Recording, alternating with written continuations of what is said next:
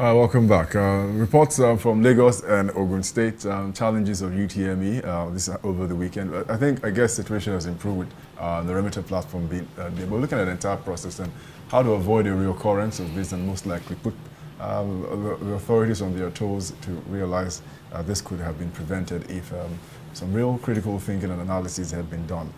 Let me come to you, Mr. Sanusi, on this particular one. We've seen a lot of experiments with this process. We've seen the process with the paper, the manual process people write, and the computerized option come in. We've seen the post-UME, we've seen the cancellation of the post-UME, we've seen the new one now you can have just one federal university, and so many experimentations going on with this process. And of course, to keep up with the Joneses, they decided to make sure that a generation of youth who are IT savvy and all of that, you get them involved also in the process of getting things like internet-based registration and on all of that. I've seen a number of people on social media argue that this entire process should be scrapped. We should have something more like, if you want to go to university, you apply to university and you let them carry all the process themselves rather than everyone writing under an entire body called JAMB. What's your thinking if you speak to youths and what do you think about this process? I think this process is very cumbersome because my interview with youth a few days back, they have to go to bank, queue, and all of that. So I think it's just a way of treating lives. Like that's where I can say it's, I don't know, because this process is not as cumbersome like before. And why are they coming up with such decision? Like he said earlier on, we can just start with 2 or 3 states and see, and let's see how it works out before they come to the nationwide. I think they should go back to the past.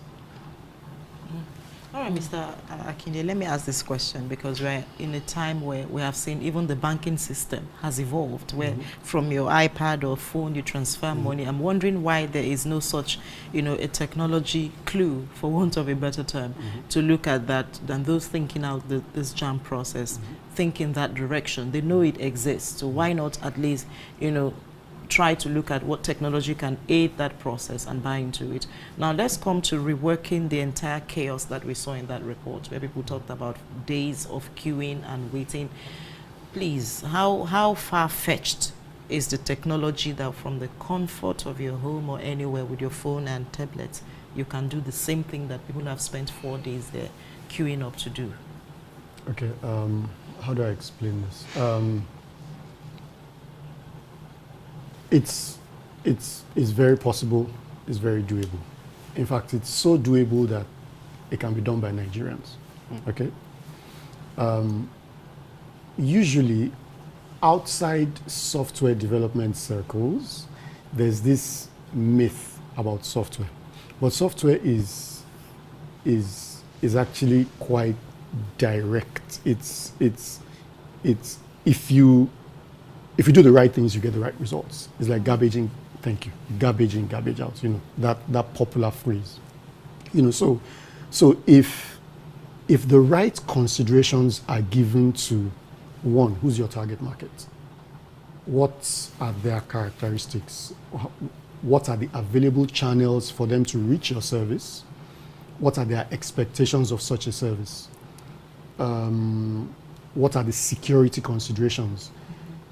In JAMB's defense, I imagine that much of this restriction of accredited/approved registration centers is to create some kind of, is to curb, unauthorized activity, However, if I can sit in my house and feel, like you said, do as simple as it sounds, the processes at the back of your simple financial transaction are quite, there's quite a lot of processes involved, and sometimes they are more complex than that simple interface that you dealt with. If we can do such complex processes via our mobile phones, and the best interaction that we have with the bank is just a token that is in our pockets, then we can definitely do JAMB. Everybody can sit in their houses and register JAMB. This is me saying this with the best of knowledge that is available to me publicly, because I do not work with JAMB. But I would say that this myth that has been created around this JAMB technology and the image that has been created around it being impossible to execute in Nigeria is totally false. We have the technical capacity to do it in Nigeria on every scale. The technical, the network scale, the infrastructure scale, the software scale, and the project management scale. We have Nigerians that can do this thing. All right, now, in 2016, about 1.8 million candidates sat for UTME in March. And unfortunately, we have only about 500,000 vacancies, available vacancies in Nigerian universities.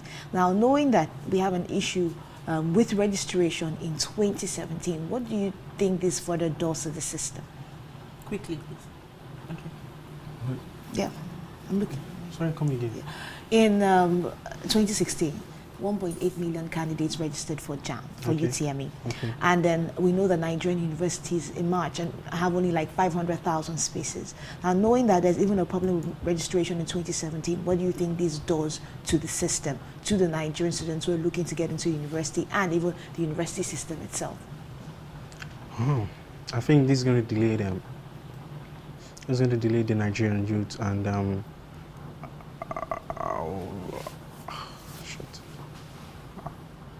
going to say to this is going to delay them. It's going to delay the education system. It's going to delay the education career of all these young people coming. I think they should extend it. If I'll plead, they should extend it. And 1 month, even I saw on the line there that they're giving 1 month extension deadline or whatever. I think the problem can be solved for 1 month. We have 1.6 million people registering, and we have currently now 800 people registered. 800,000. Since March 3rd, I believe. 20. By 20. Yeah.